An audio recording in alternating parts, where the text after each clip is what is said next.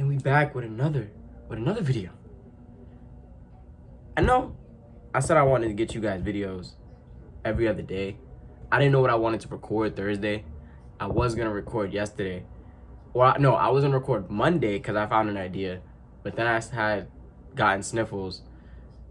And yeah, I didn't want to record with me sniffling all the time, but today's Wednesday. Yesterday was the games. I had to record. So I might sniffle a lot in this video, but I'm probably really only just going to talk about what I saw yesterday between the games. Now, I was disinterested a lot in the Lakers and Nuggets game, only because one, LeBron was on a minute he wasn't going to get the minutes he usually plays, which is probably like what, 45 minutes. He wasn't getting that.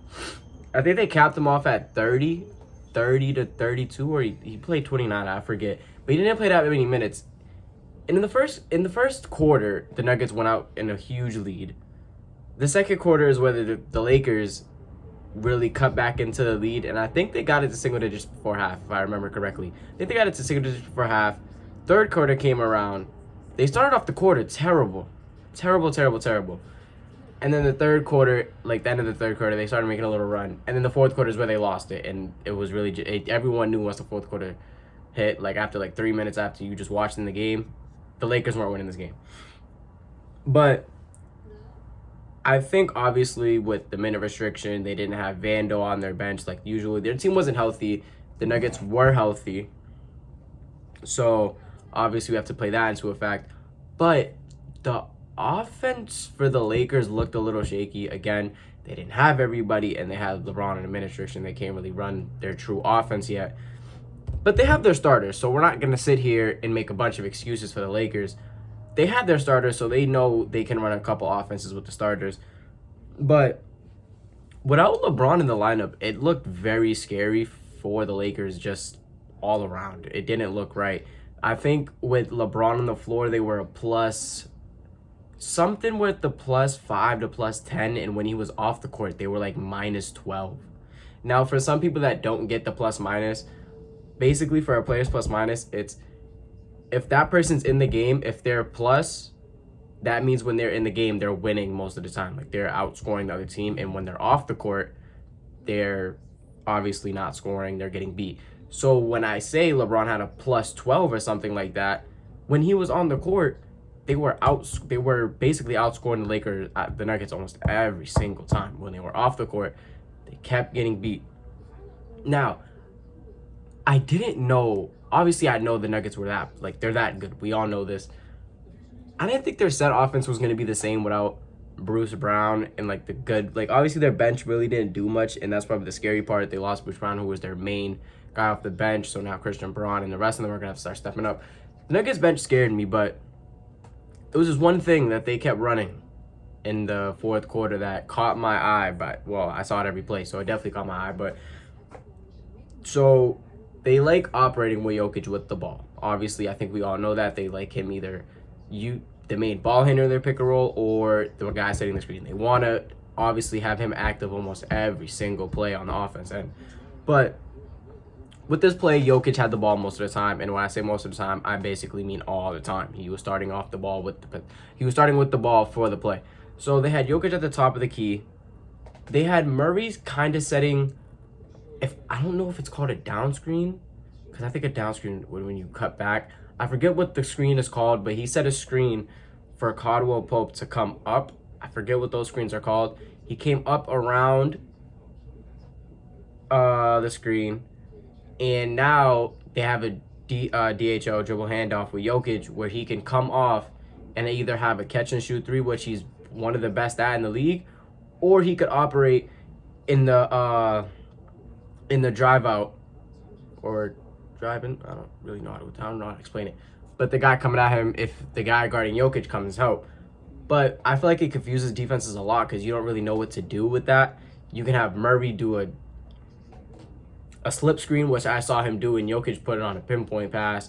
You had a play where he did the screen and he just came off and shot it. You had a play where he faked it and Jokic went one-on-one with the big going now to Caldwell Pope, and he has a free lane to the basket basically. And if you let Caldwell Pope get it and the big comes out, Jokic to the rack, it's an easy play. Now, with that play, it's going to be hard for teams to defend that, even if you are one of the best teams in the league, best defensive teams. I think that set play is really going to be one of the toughest plays to stop. But with AD on, again with the Lakers, I think usually when they play the Nuggets, Vando will be in the lineup a lot. So I think for this play, it wouldn't be that difficult having Vando and LeBron. I think they're probably going to have those two definitely in that action. Because when I look at the matchups, you'll probably have AD on, what's-his-face? Jokic. And Vando on Murray. I think they had that in the playoffs last year. But now with that play, the only player you're really worried about is Caldwell Pope. But now with Vando and AD so close together, guarding Jokic and thing, AD can pop out, and if Jokic and Murray go in the same direction, it's technically Vando on Jokic, but you'll take that more often than you'll take him getting a free lane to the basket. But that was really my takeaways for that game. I thought the Lakers bench would also do better. They played terrible, obviously, as I said, the plus-minus thing with LeBron, but Jesus, they played honestly bad, their bench. I expected way more. That they outscored the Nuggets bench, so that doesn't even matter at this point. But to the next game, the Suns and Warriors. Sadly, we didn't have Draymond or Bradley Beal in this game, so they weren't both fully healthy. But it was a very exciting game, I might add. Curry getting into foul trouble, D Book taking over in the first half. He had 21 to go into the second half, and KD was struggling a little bit. It looked like at the start of the game. At the start of the game, KD wasn't really he wasn't comfortable, it looked like. It looked like he was getting pushed around. And I feel like that's what teams like to do with KD is not push him around, but be more physical with him. Obviously, with his skinny frame, you want to kind of, bully him a little. But there was some mental mistakes he made in that first quarter that I looked, and I was like, there wasn't a point of you doing that. You could have just did something else. There was one play it was probably the first play I think that really looked like he was struggling. It was a mismatch. It was Chris Paul guarding KD in the post. Now, KD being the 7-footer, basically he's 6'11" or 7 foot. And Chris Paul being the 6 foot short guy, you would think that KD just turns around, rises up. You would think. Maybe a little jab to try to create separation with Paul now having to back up and respect his drive. You would do a little jab so he backs up and it was more easier shot, if anything. He took a dribble into him, which I don't know why. You're the bigger defender. You don't have to do too much to score, but you at least, obviously, you have to do something. You're not just going to get easy bucket on Chris Paul. He's one of the most, I hate to say it, but I feel like a lot of people disrespect it. I feel like his defensive game is very slept on. Obviously, at this old of age, he can't move quicker than he did in the past. But you still want to create a move on Chris Paul. He's one of the most intelligent defenders, most intelligent NBA players in the league. You still want to do some type of move on him to at least get him, moving a little bit. He was holding his ground, and KD took a dribble and tried to basically go right through him. In that play, I feel like you either start backing him down, and you don't do, when I say start backing, I don't mean 1, 2, 3, and then do something. I mean do one power dribble, see how he's playing you. If he pushes, it tries to muscle you, that means you basically have a fade. You fade the opposite way. He's nudging you. Well, you most likely hezzy it, but you'd most likely boom and then fade. Your post fade it. If he's not and he keeps backing up, now you know that he's going to do that. He's probably going to pull the chair, or he's going to try to take the screen the second time. You don't want to put too much effort in, but nowadays it's hard to really post up with players flopping. But or you could just simply just rise up. There wasn't a need to take a dribble. Just turn around. If he's playing you close, do a little jab or something, and then rise up. You're Kevin Durant, bro. You're one of the best scorers in the league. You don't have to really do too much. I'm being so serious. And then for the Warrior side, obviously they played good defense on Durant, again being more physical with him. Devin Booker got a little shut down. Not shut down, obviously. He ended with 30. But he didn't come out scoring in the second half like I thought he would. the Golden State defense really surprised me with that one. And Clay, man, Clay he wasn't he was terrible last game. There was some plays, obviously, he made that was good. He's Klay Thompson. He obviously knows what he has to do to probably get his shot going.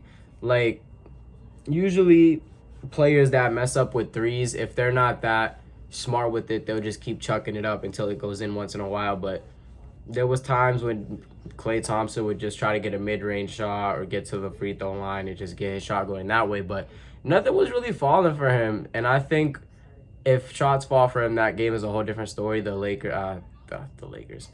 Warriors probably get away with that win. And the rebounding really surprised me. I think the rebounding favor went on Phoenix's side. Usually when we saw the Warriors last season, it was really Kevon Looney dominating the boards. And in that game, it looked like it was all Nurkic dominating that rebounding game, especially on the defensive and offense. And then also, let's give some credit to Josh Okogie. Josh Okogie was great last game. Well, obviously, it was only one game. But Josh Okogie was great yesterday. Getting offensive boards, scrambling for the ball, loose balls. He's going up on like 3 people and getting and-ones back to back to back. With this game, you would think it was basically last year's game where you just have KD and Devin Booker go off for 30 and you just pray that the other people can do something. With this game, we saw Nurkic's game elevate in the rebounding game, and his ability to be he's probably one of the best screen and roll players in the league. And we saw that yesterday with him and Devin Booker's game, and Devin Booker being more of a point guard. And then we had Josh Okogie, obviously, and then you made some shots. And yeah, their team honestly flowed very, very well yesterday without Bradley Beal. So I want to know what that team looks like with him on the floor. I would love to see that, obviously. And then I feel like I've been talking about the Suns so much. I got to talk some more about the Warriors. The Warriors, man, I don't really know. Obviously, you kind of take this and we learn from it. I think they lost by, 4 or 5? I know it was a close game because I remember Curry hitting a clutch shot in the corner to get the lead to 2, to cut the lead to 2. But with Curry being in foul trouble, you really he can't be as, how do I put this? He can't be as aggressive when you're in foul trouble, because a lot of players now, especially, you can't be aggressive on the defensive end and you can't be aggressive on the offensive end as much as you want to be on offensive end. On offensive end, yeah, we know Curry's a shooter, more of that. If he gets to the rack and someone just takes a charge, that's it. He's game over. Game over for him. But yeah, you don't want your best player going out. You don't want that in the clutch time. So with that happening, I think they did better. I think they did good because they didn't let the lead slip, the deficit get larger. They kind of kept it in that 10-6 range. It wasn't getting too big of a deficit, and it wasn't being too small of a deficit, which you want. But the young guys really stepped up. Moody, Kuminga, them two had a good game, especially Moody. He had a couple corner threes. He got a couple drives from Chris Paul passing him the ball. There was a lot of good plays for them.